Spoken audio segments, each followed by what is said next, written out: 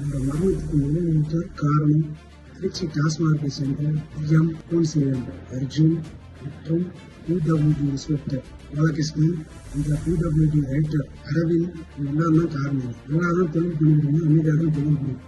கண்டினியூவா மாசம் 50,000 சொல்லி கேஸ் போட்டு எப்படி தொழில் பண்றது பார்க்கறேன். அக்கௌண்ட் செய்ய முடிச்சுட்டு இருக்காரு. அவங்க எல்லா இடத்துலையும் என்கிட்ட பணம் வாங்கிட்டு தான் இருக்காரு.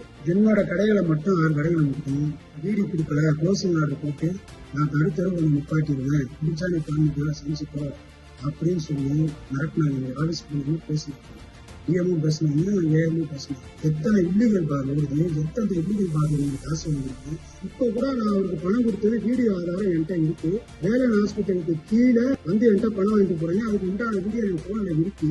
இவங்கெல்லாம் ஊதாரிதமா எல்லாமே உழைச்சு அவங்களோட சொத்து மதிப்பு எவ்வளவு உழைச்சு சம்பாதிக்கிற நாங்க சாவணும்.